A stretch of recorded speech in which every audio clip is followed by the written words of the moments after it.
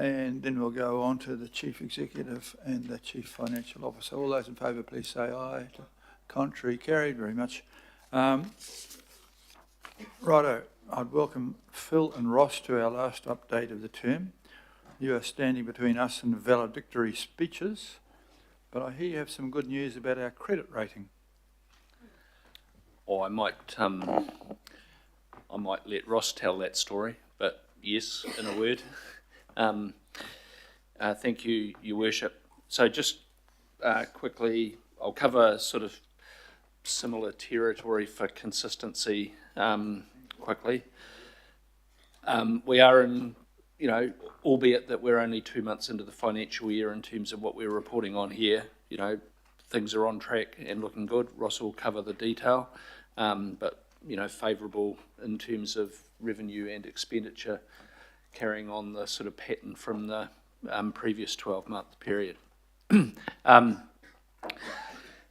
Clearly, it won't have escaped you that elections are upon us. I just wanted to acknowledge that the work program around elections, probably not your primary interest, but nevertheless quite important in terms of underpinning our democracy.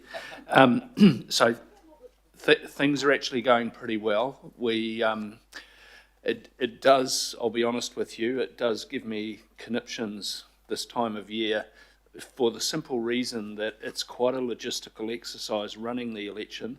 The different variations of voting paper, given all of the permutations, gives me something close to a nightmare. The risk of things going wrong and ending up in the wrong letterboxes with the wrong ballot papers and such like. Things have gone very smoothly, okay, and credit to the team and credit to Dale Offsoski and his team in that regard.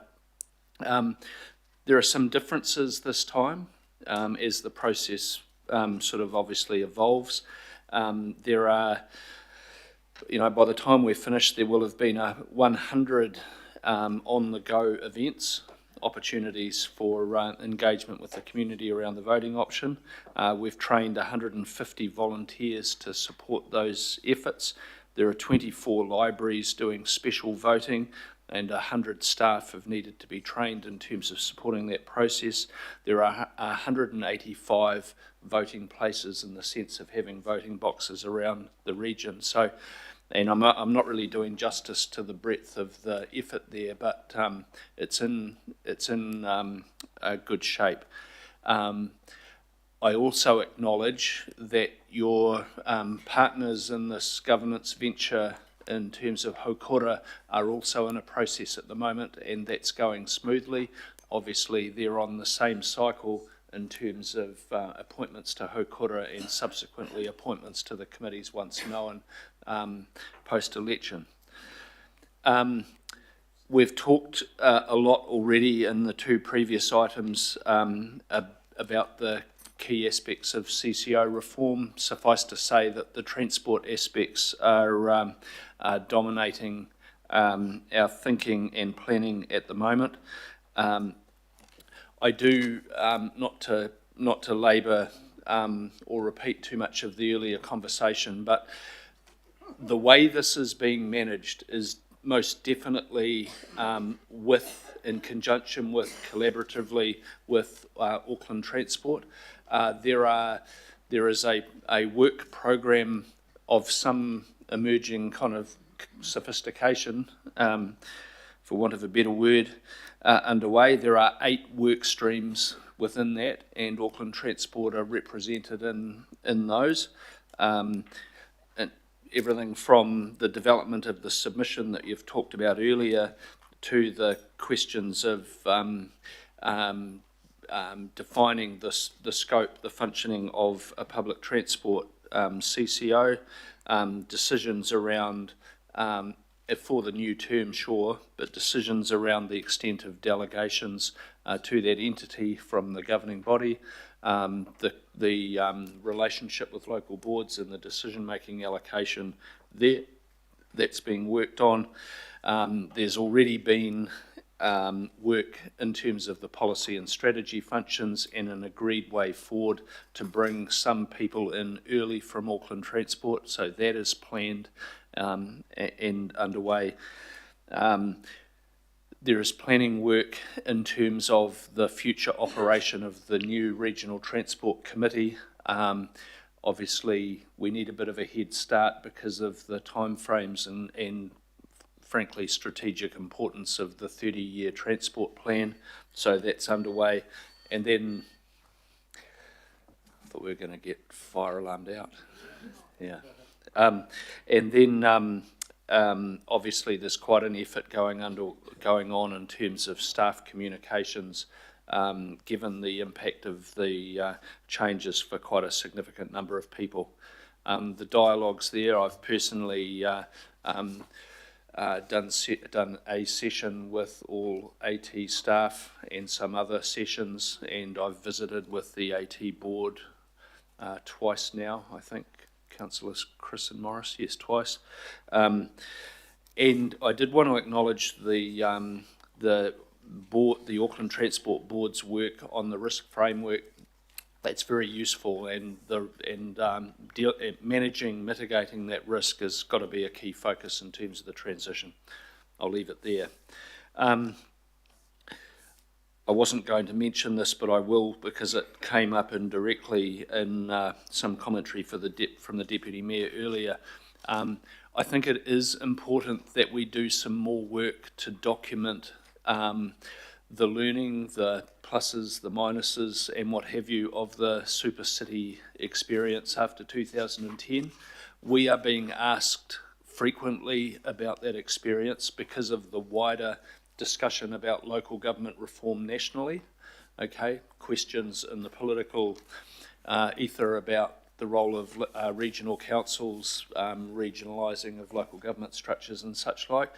And I do consider that we've got to have something reasonably scientific, quantified, empirically and what have you in terms of the experience. So I'm working with Gary Blick, the chief economist, on that. There'll be others involved. I'm specifically not going out to an external consultant and spending a whole lot of money on this, but I think we've got to, it is important to capture a bit of the history here in terms of, the financial side and whether there's been efficiencies, how growth and strategic aspects have been dealt with or enabled through that change, questions of organisation capability and capacity, government relations and such like. I'm not going through an exhaustive list here, but it's an important piece of work, and we will beaver away in the background and do some of that and report to the council post-election.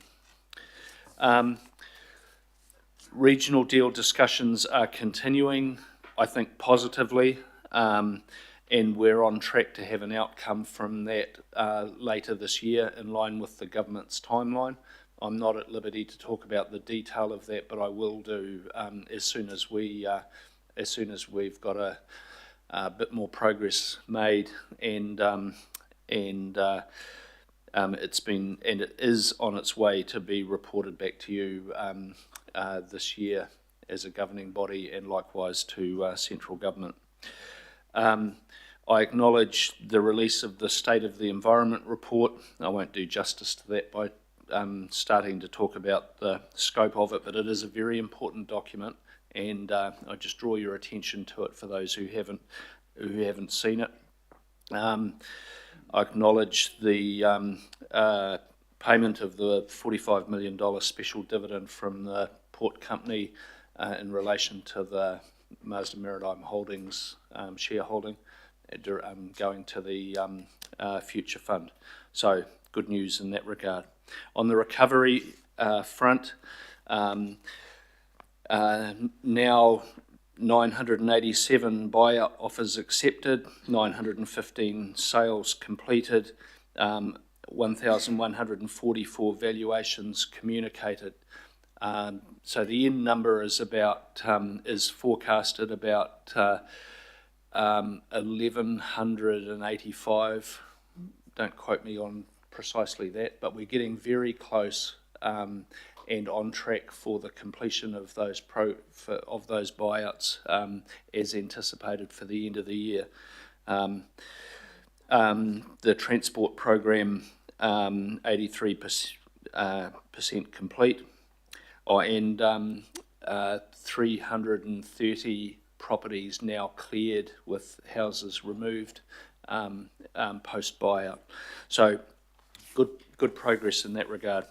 On the customer and service performance front, things are, to generalise, they're stable or improved.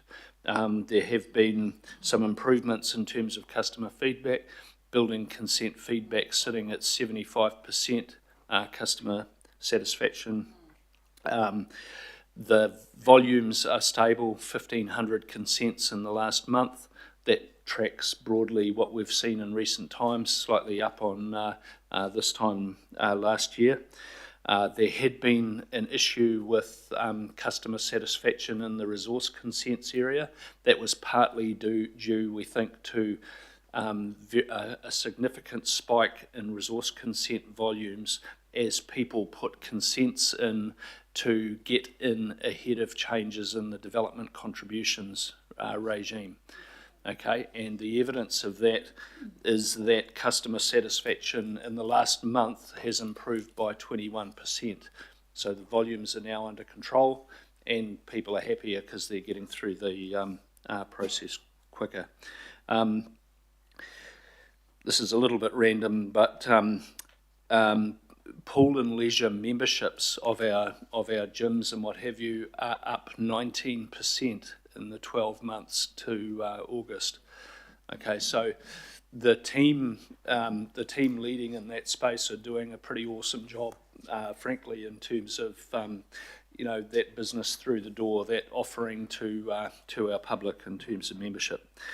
Two final points. We have, I think we had concluded negotiations when I spoke to you a month ago. The collective agreement with all of our salaried staff is now ratified and signed. So that in terms of, I suppose, workforce stability and what have you is under control. There are some discussions are progressing, and we're in a good space in terms of our pools and leisure staff, which is the other big collective agreement being negotiated with unions. But most staff are now sorted in terms of that industrial backdrop. I will leave it there, Your Worship, and ask Ross to comment on the financials. Okay, thanks. Good afternoon, everyone. So, as the Mayor indicated, so Moody's, one of our two credit rating agencies, have done their annual review, and they have reaffirmed our AA2 very strong credit rating on stable outlook. I think we met with them this in the last couple of weeks. They've came back very quickly and haven't said a hell of a lot. Just they seem very comfortable with where they've got to. They've given the reasons for their rating, the usual things. Our debt metrics, all the numbers look pretty stable and pretty good, but also a strong institutional framework in terms of local government context and Auckland's position within that. The unconstrained ability to raise and adjust revenue, and they've pointed to sort of an increasingly close relationship with central government, things like co-funding the storm recovery and buyouts, moving towards joint transport planning, regional deals, gives them lots of confidence that there is sort of joint financial planning discussions with the Crown. So it all paints a picture of a very strong credit position. So Watercare also have a strong credit position with a AA3 rating. They have done, just prior to 1 July when we've had separation, they've completed the largest corporate debt raise, so that kind of has debt facilities in place for $3.4 billion. That's a backstop. It's not the most efficient way to raise debt. Where they need to get to is raising their own bonds, issuing their own bonds in their own name. And they've just completed their first bond raise, a $400 million five-year bond at pretty competitive rates. Just in the last couple of days, it's been announced. So that was the intention, was always do that a bit later. It will take some time to get to that point, but they've got a very strong credit rating. The market conditions are right, and so they're out there issuing their own bonds. supported by the group treasury team. So they haven't created their own separate treasury. We're supporting them, but this is them issuing in their name, them telling their own story, and the market responding really favourably. Other things going on, annual report you adopted this morning and confidential, that will be released via the NZX tomorrow morning. I won't comment on that because it's all confidential, but it'll be out there from tomorrow. The annual budget, I did indicate in confidential, but I'm happy to talk about it here. You know, we're going through our normal process of looking at the financial trends to inform that. We'll be coming to the new council early in the term to give an updated financial picture and working towards supporting the new council for the consultation on the next budget by Christmas. There are, sort of consistent with last year, there are some emerging trends and pressures. Part of that is depreciation rising. We've had some increased asset valuations and some more vested assets, so some depreciation pressure. There's a range of things, maintenance costs, public transport costs with indexation. The similar things we had last year are coming back that we'll have to deal with. Inflation's a bit higher than forecast. You made some decisions around level crossing, bringing some stuff forward. There's some interest depreciation impacts the consequential OPEX. The decision at the time was we'll sort that through the annual budget, so that will be the time to work through those things. So it adds up to a picture of some cost pressures, rising costs. The starting point for the next annual budget will be a 7.9% rates increase because of CRL operating costs kicking in. So if things aren't carefully managed, the risk is that it increases towards double digits. And obviously, we don't want that, so we'll be working hard, as we've done with the last annual budget, to find mitigation. So there'll be briefings to the incoming council on what do those trends look like, what are the mitigations, our advice will be we need to try to maintain those level of rates increases in the LTP, but to achieve it, we need to increase revenue, contain costs, and just have that constrained approach to everything that we do. Some of the mitigations we've seen in the last annual budget are a bit one-off in nature, and so we need to make sure we're getting that right balance of the short term, but also enduring long-term savings and mitigations, so that we don't end up with another a sizable problem later. So we're not talking about financial crisis, but we are talking about emerging pressures, and we'll work through it, and that sort of tends to happen every budget kind of process. So that's kind of where that's looking at. But the numbers for the month of August are looking pretty reasonable. We've seen group revenue slightly hit a budget, 1% favourable. Ports revenue, regulatory revenue doing well. We've seen costs across the group, 3% favourable to budget, although a lot of that is sort of mainly timing differences. Capital delivery, 540 odd million of CapEx delivered year to date to the end of August, 81% of budget. A lot of that is some timing differences. We've got a Port of Auckland are a bit behind compared to budget timing, but they will be gearing up now that they've got the fast track consent approval all underway, and so they'll be proceeding with their investment program for the year very shortly. So those are those updates. Happy to take any questions. Thanks, Ross. We're both happy to take any questions, noting that it's now you standing between us and the valedictory speeches, and am around through the afternoon if there's anything you want to pick up. Okay, I've got Councillor Water, Councillor Furley, Councillor Hills, and they're all lining up. I've got a question. I was just joking. Oh, I've got a copy. Okay, Councillor Walker. I've got a few requests, and in large part they're directed to you, Phil. And the general context is, if there's one thing that election time does for me, more than any other time, I actually get out and I talk to a lot of people.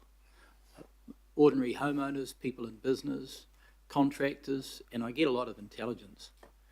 But what's clear to me is, as much in all as that is anecdotal, it's going to be useful to be informed. And this goes to the incoming council. So I think it's really important that we get a handle on Auckland's economy, and in particular how people are being affected, how they're being affected by rate rises. That's been disproportionate across Auckland, and I know in parts of the Albany ward it's really bad. Anecdotally, people having huge difficulty budgeting, people thinking about moving and selling up if they can, but great deal of difficulty because they've lost all their equity. So we really need to get a good handle on the reality that a lot of people are facing out there so that we know, and I think it's incredibly important that the incoming council receive that advice, irrespective of what light it casts us in. And yes, there will be differences across Auckland, and I can't speak for what's happening in other wards and other areas, but I've got a pretty acute understanding of what's happening across parts of the Albany ward. Over and above that, it's clear that also, people are also real concerned around the amount of medical support that they can receive. They're really concerned around schooling and roles and the like. And these are very basic things that impact on people. And yes, they may be areas that council interacts with to a greater or lesser degree, but fundamentally they're very important. They're asking, well, where are the schools going to be? Where's the hospital going to be that we need? These sorts of things. And they're vitally important for people in Auckland. It's pretty clear to me that there's been a lot of advice or information I've received about council contracts and procurement and the like, and real concerns about people missing out. And I only find this out when I talk to people on the coalface and how it affects them and the number of people that might be losing their jobs. So I've got a very real concern around that and just what the council can do in that respect to turn things around. The other area that's acutely concerning people, and I raised it Point of order. yesterday, these are all questions. They go to information that I'm seeking from the Chief Executive. I'd like to be able to continue if I can. I don't go out of my way to interrupt other people. The other thing that concerns people is what's happening in their neighbourhoods in terms of the pepper pot developments, the parking that they're seeing on the streets, the impact on their shading, loss of trees, a whole range of things that impact on them. And again, these are things that sometimes people will say to me, well, we're going to sell up, okay? We can see what's happening in our area and we don't want that. And these things affect people hugely. So I think it's imperative that this council receives information that informs this plan change process going forward, that looks at case studies of what's actually happening on the ground, and then extrapolates that in terms of what the impacts will be, because the impacts that people I speak to tell me are severe as far as they're concerned. And these things really matter to them. They're really important. And of course, they expect that I'm going to be able to do something about a number of these things. And of course, that's particularly difficult. But at least I can say I'll endeavour to be as informed as I can. So I'm making a request that the incoming council receives information that's relevant. It might be particularly detailed in some areas. I'm sure we may well have some of this information, and it needs to be grounded. You're welcome to respond if you think fit, Phil. Thank you, Councillor. I mean, look, I think everyone around the table would appreciate the need for us to have a broad understanding of what's happening in the community, so no argument there. I will be recommending to the incoming mayor, the incoming governing body, that we spend some time early on, I think I mentioned this earlier, having a look at the Auckland landscape, the strategic issues facing us and what have you. So I think the best answer to your challenge is that we create the time early in the new term to have that sort of broader look about what's happening in the region and what those pressures on the community are. Some of the responses clearly in the space of advocacy to central government, who's primarily responsible for some of those things, but there may be things practically that we can do ourselves and that you want to discuss as an incoming governing body. So thank you.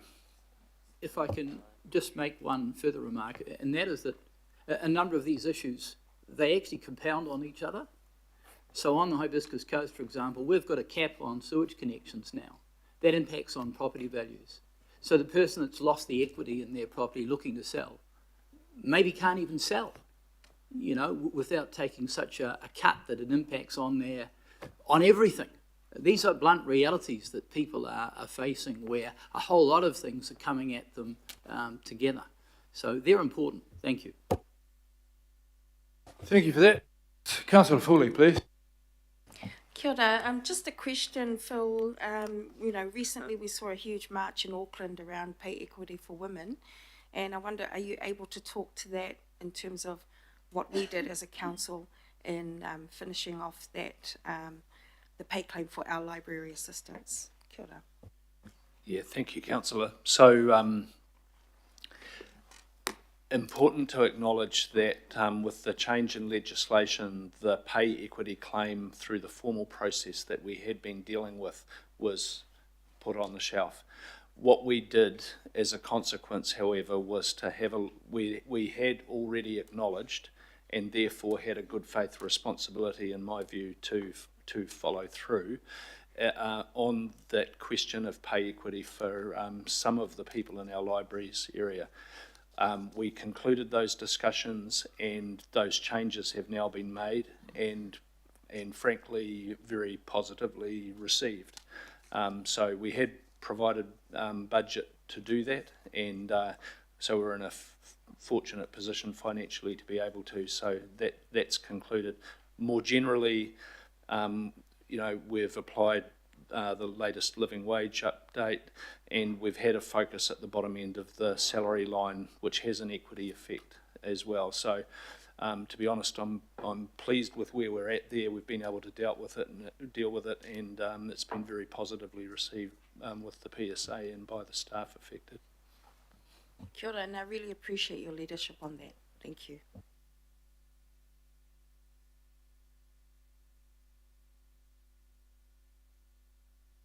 Seem to be no more questions, so you can relax there for another 3 years, and then we'll go to... Safe in the knowledge that people are praying for me. Yes, very nice indeed. But there was no God.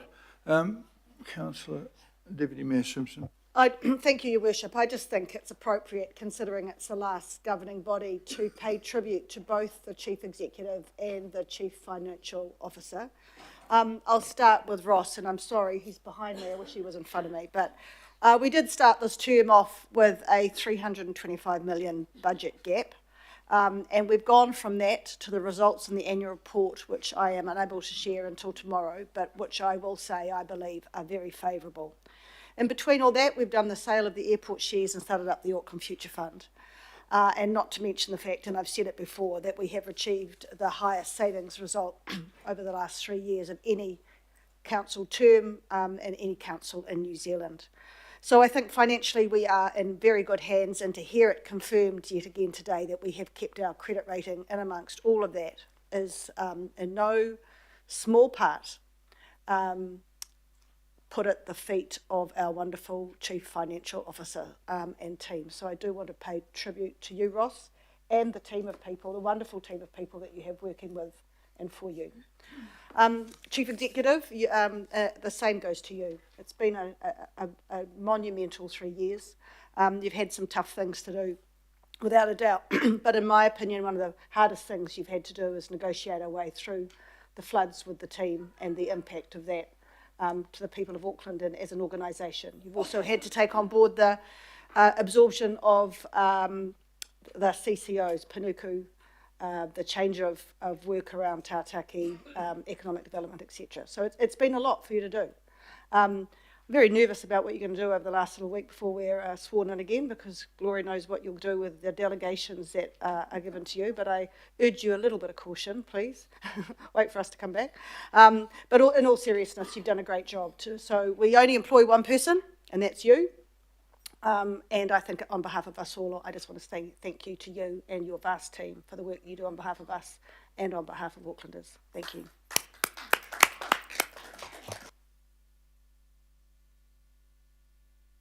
Councillor Filipina. Kia ora he mana. Kia ora, Chair, thank you. Desley took most of it, Phil. I just wanted to acknowledge your work and just wanted to add that there are several staff that I talked to, and when I asked them to rate you,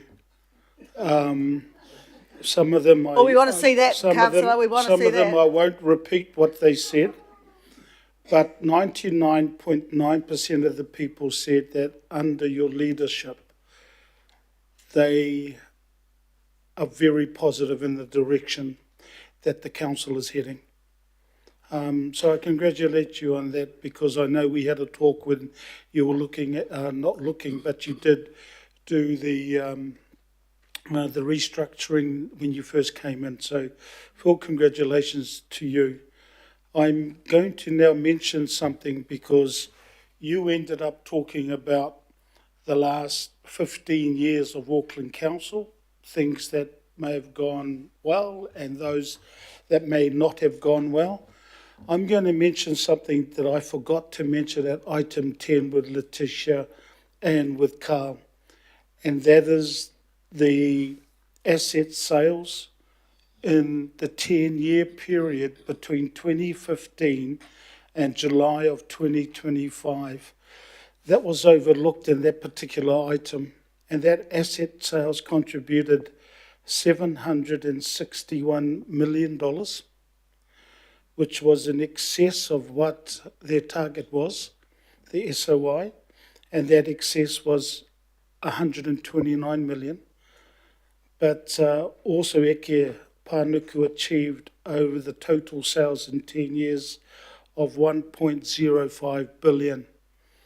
So I want to acknowledge Eke Panuku, but also acknowledge the fact that they're now back in with council, with the property department. But Phil, again, that's over your leadership as well in regards to hopefully moving forward. So I just wanted to congratulate you and all your staff that you have for them over this term. So ngā mihi kia koe, ngā mihi kia koutou katoa to all of your staff. Kia ora. Thank you, he mana. Thank you. Councillor Foley, please. Kia ora, Chair. I just want to add my voice as well to commending our CE, Phil, for the amazing work that he and his team has done. And I just wanted to pick up, because someone earlier on said what an advantage it is to have you there in terms of overseeing what's happening with the transport space, probably the biggest change in this council's life, because you've been there since day one, because you've been part of this council since day one. I think it was Councillor Fletcher who said that.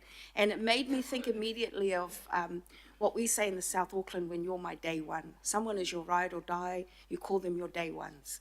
And that's what I think of when I think of you, Phil, because you do your job over and above what's required of you, because you've been here since day one. And I think that you very much see this organisation as part of your family, and you certainly lead in that way, and including in the way that you treat the staff that sit underneath you as well. It's not lost on me that we employ thousands and thousands of Aucklanders. They are residents, they are ratepayers as well. So I'm really glad that we as a living wage employer have really been leaders in that kaupapa and now in the pay equity space as well. So I commend you. I thank you for being our day one. And as I said earlier, because I do believe there is a God, I will keep praying for you. Kia ora. Okay, Councillor Leone, please.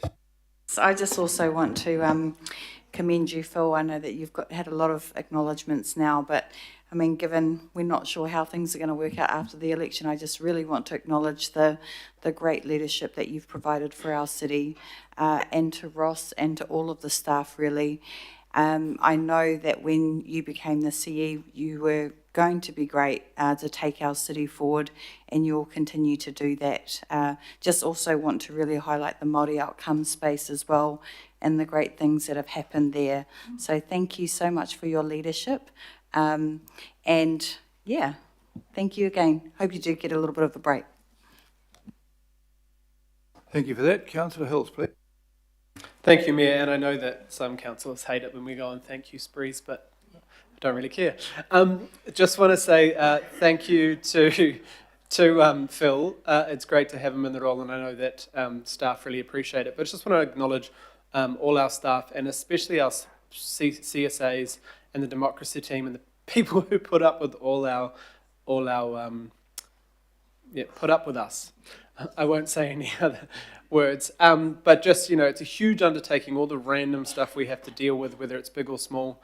And I do want to give a big shout out to Megan, supporting the huge amount of work for our committee, and other committees. I don't think a lot of the time people have any idea the amount of hours Megan and her team put into this place. And we're working on the report in the weekend. I sadly have many calls with her at 9 or 10 p.m. at night. There's so much work that is done behind the scenes to get to the table. And, Megan is one person, and I'm sure she would hate me singling her out, but the phenomenal amount of work that she does. Also want to acknowledge the Mayor and his staff. It was a whirlwind when you were elected Mayor, and a lot of us thought, what are we going to get? But to be honest, I've found you really good to work with. We obviously haven't always agreed on everything, but you've listened. If you've said to me, prove why something's worth keeping or not cutting or whatever the process is, you've actually stuck to it, and you've stuck to the word to me every time. So I just want to say thank you, and to thank all the councillors around here. It is a weird job. I hope that next term, whoever's back, we can have a bit more of a personal start to the term. We sit around this table and don't really get to know each other personally.